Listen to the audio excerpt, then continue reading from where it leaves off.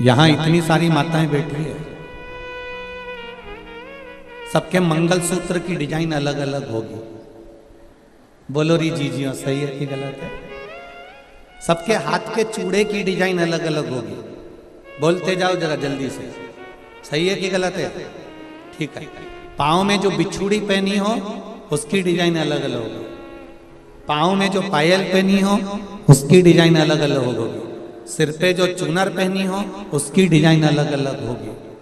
16 श्रृंगार जो तुमने अपने तन पर, अपने शरीर पर, सुहाग की जितनी वस्तुएं धारण करी है, चाहे बिंदी लगाई हो, नथनी पहनी हो, कुंडल पहना हो, मंगलसूत्र पहना हो, सबकी डिजाइन अलग अलग होती है।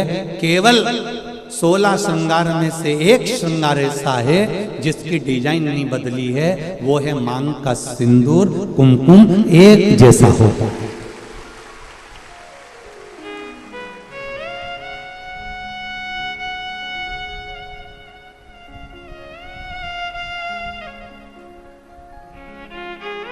बोलो सही है कि गलत है? मांग का सिंदूर, मांग की कुकू, मांग में लगने वाला कुमकुम, इसकी डिजाइन कितनी बदल गई लोगों की जिंदगी में। मंगलसूत्र की डिजाइन बदल गई, चूड़े की डिजाइन बदल गई, कुंडल की, नथनी की, बेंदा की, सब की डिजाइन बदली, टीकी की भी डिजाइन बदल गई, पर नहीं बदली तो मांग के सिंदूर कंकु की डिजाइन नहीं बदली, क्योंकि इस डिजाइन को तो परमात्मा ने छाप कर भेजा है, तो उसको बदलना भी मुश्किल है,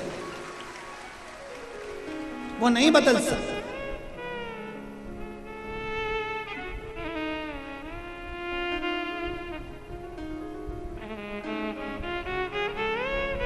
मंगलसूत्र के दाने एक बार निकल जाएंगे ना, चलेगा। नाक की नथनी एक बार निकल जाएगी ना, चलेगी। बिछुड़ी जल्दीबाजी में कहीं निकल जाएगी ना, चलेगी। बिंदी कहीं निकल जाएगी ना, चलेगी। हाथ का चुड़ला कहीं निकल कर रखा गया ना, चलेगा। पर मांग का सिंदूर कभी भी मांग से नहीं निकलना चाहिए। ये शिव महापुराण की कथा। अब 16 श्रृंगार में से एक श्रृंगार ऐसा है मांग का सिंदूर जिसमें कोई भेद नहीं है।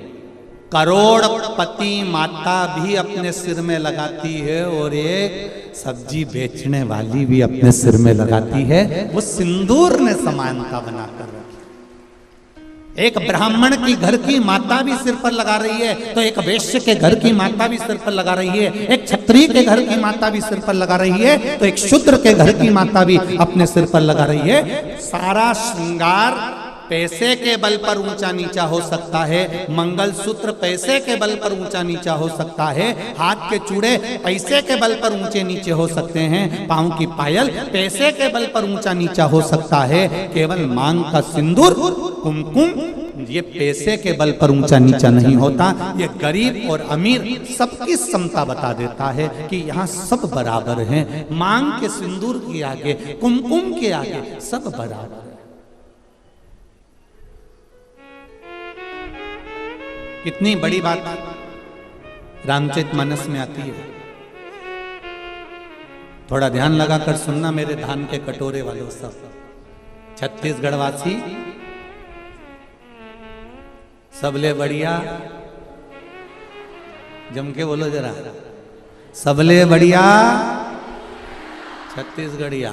तो मेरा छत्तीसगढ़ वालों से निवेदन है, और जितने लोग टीवी के माध्यम से कथा हैं और जितने लोग आस्था चैनल, फेसबुक, यूट्यूब के माध्यम से कथा सुन रहे हैं, अपने जीवन में एक बात उतार कर रखना रामचरितमानस की। रामचरितमानस में राम जी ने रावण की ओर देखा, लंका की ओर देखा, और लंका की ओर देखकर राम जी ने हनुमान जी को समझौता करने के लिए भेजा। जाओ हनुमान, जरा समझौता करना है रावण से। इतने में जामवंत अंगद और जितने बानर थे वो बोलते हैं प्रभु काय को समझौते की बात करते हो, मिटा देते हैं उस रावण को। देरी नहीं लगेगी, चुटकी भर में उस रावण को मिटा देंगे।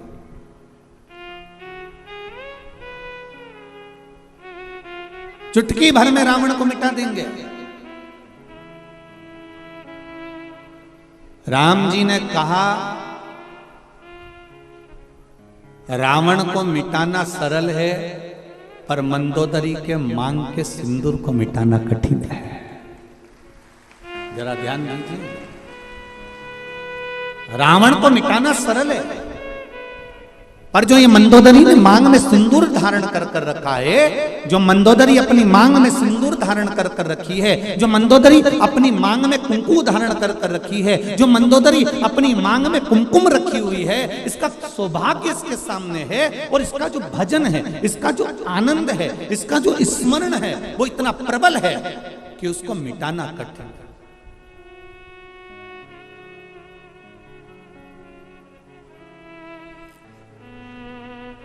एक बात कहना चाहूंगा बहुत अच्छे से।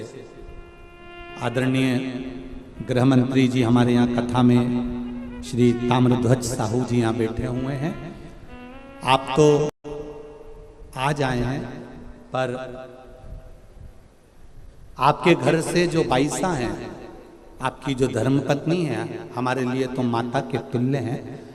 हमने देखा कल भी परसों भी 2 दिन से हम लगातार देख रहे हैं, कहीं के दूसरे मंत्री की अगर पत्नी होती ना तो 3 घंटा कथा में नहीं बैठती, पर हमने ये चीज देखी है कि वो 5 दिन की कथा में 2-3 दिन लगातार कथा का रस तत्व ग्रहण कर रहे हैं।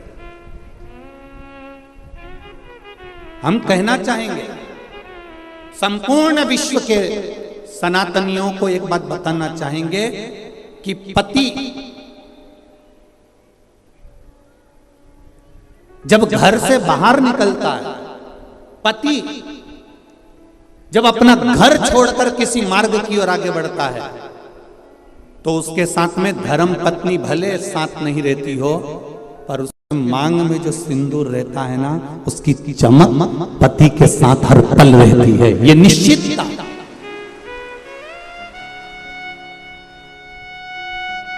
उसकी भक्ति का बल, उसके भजन का बल, उसके स्मरण का बल। अभी अभी आपने तुलसी जी और शालिग्राम की शादी जी करी होगी, बोलो सही है? एकादशी पर अभी तुलसी जी का ब्याह भगवान शालिग्राम जी के साथ लड्डू गोपाल के साथ करा होगा। जरा विचार करना, उस जलंधर को मारने के लिए देवताओं के पसीने छूट गए थे। क्यों? क्योंकि वृंदा के माथे का जो कुमकुम था, वृंदा के माथे का जो सिंदूर था, वो बड़ा प्रबल था, इसलिए जलंधर को मारना कठिन पड़ रहा था।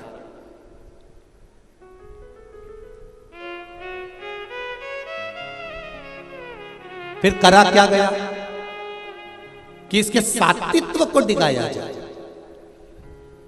और सात्वित्व को डिगाने के लिए भेजा। जब उसका सात्वित्व डिग गया, सात्वित्व टूट गया, तब जलंधर के प्राणों को हरा गया। फिर निवेदन करूंगा, मेरी जितनी माताएं यहाँ बैठी हैं, जितनी मेरी बहन बैठी हैं, जितनी मेरी जीजियाँ बैठी हुई हैं, जितनी मेरी बेटियाँ बैठी हुई हैं, निवेदन करूंगा, मंगल पाणिग्रहण संस्कार होने के बाद में, विवाह हो जाने के बाद में, अपने मस्तक पर मांग में, भले आजकल तो फैशन हो गया, ज़्यादा सिंदूर नहीं लगाती हैं माताएं, कुंकू नहीं लगाती हैं, थोड़ा उनको एक अलग सा फील होता है, तो उनको वो थोड़ा, मेरा निवेदन है कि मेरी जीजियों से, मेरी माताओं से, मेरी बहनों से, मेरी बेटियों से निवेदन है, शादी होने के बाद में मांग में, और एक फिर निवेदन करूंगा, वो पेंसिल जैसी नहीं, पेंसिल जैसी नहीं, सिंदूर तुम्हारे पति ने जिस समय तुम मंडप के अंदर बैठी थी और चांदी के सिक्के से, कलदार से, अंगूठी से, डब्बी में से भर भर कर तेरी मांग में भरा था, ऐसा सिंदूर तुम्हारी मांग में भरा होना चाहिए। ऐसा भरा हुआ।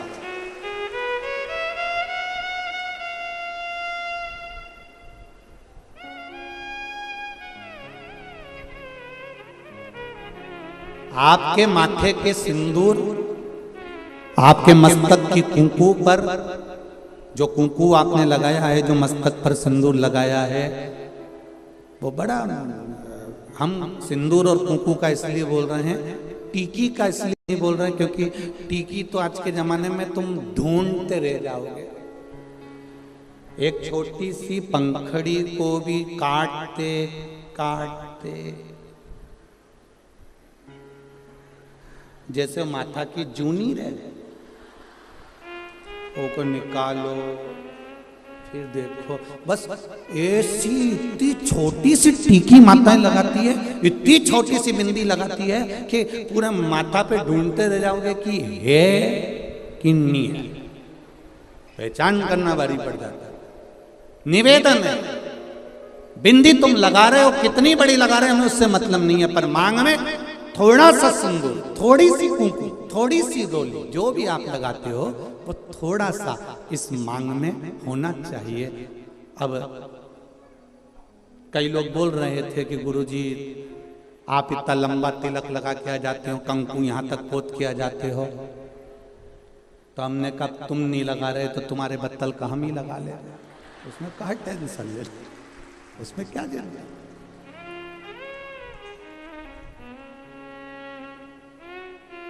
एक कथा याद आ जाती है, उस कथा में एक बार हम कथा करने के लिए काला पीपल गए, तो वहाँ कथा करने गए, तो वहाँ पर एक माता बूढ़ी बूढ़ी सी, बहुत 70-80 साल की, और कथा में आगे बैठ गई और कथा हुई।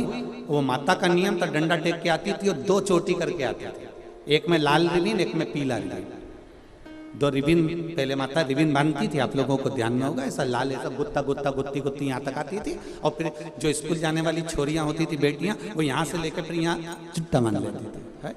पहले ऐसा चलता था, केला वाली चोटी। अब वो बुजुर्ग जो माता थी वो चोटी करके बैठ जाए। अब वो कथा करते करते करते करते बार बार ध्यान उसकी चोटी पे जाए। अब ऐसा होता है, अब कोई विशेष अगर कोई बैठे, कोई आए तो उस पर ध्यान तो जाए कि आखिर। अब वो बार बार ध्यान जाए तो हमारा कथा में मन नहीं लगे। अब मन नहीं लगे तो हमने एक प्रश्न कर लिया, माँ आपसे एक बात पूछना है। कहा बोलो गुरुजी। हमने कहा माँ बस इतना सा पूछना है कि सारी माताएं एक चोटी करके आती है, तू 2 चोटी करके क्यों आती है? उसने कहा महाराज जी ये भी कोई पूछने वाली बात है? ये कोई अच्छी बात है तुमने जो पूछा? अभी नहीं बताऊंगी मैं। हमने सोचा डोकरी बहुत तेज है, बहुत तेज। हम कथा कर कर जिनके यहाँ रुके हुए थे अग्रवाल जी के यहाँ पहुंच गए। सुबेरे सुबेरे 6 बजे डोकरी ने आकर, बूढ़ी अम्मा ने आकर वो शटर बजाई। वो शटर बजाई तो हमने आशीष से कहा जरा दरवाजा खोलो। दरवाजा खोला तो डोकरी डंडा लेके खड़ी थी। कहाँ है महाराज? आशीष तो दरवाजा ही नहीं खोला, वापिस आ गया। गुरुजी वो बुढ़िया आई है डंडा लेके। हमने कहा दरवाजा तो खोल, आने दे। अब बुढ़िया आके बोली, कुर्सी पे बैठ गई, महाराज देखो ये पीली वाली जो चोटी है ना, ये तो मेरी है। अब हमने कह दिया तो ये नीली वाली पड़ोसी की है। इतने में बोली, अरे सुन तो सही महाराज, ये पीली वाली मेरी है। अच्छा वो मुस्कुराई भी ऐसी, उसका आधे 2 दांत आगे के नहीं थे, बाकी के सब थे। अब वो बोली ये जो पीली वाली है ना, ये हमारी है। हमने कहा ठीक। फिर ये गुरुजी पहले मेरे पति की भी चोटी थी, उसने कटा ली, मैंने एक बढ़ा ली। मेरे कहा क्या कहने थे? ये सनातन धर्म है, ये भारत की भूमि की सभ्यता और संस्कृति का आनंद है।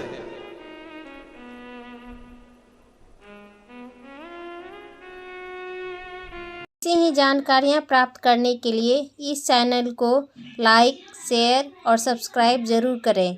ओम शिवाय नमस्तुभ्यम।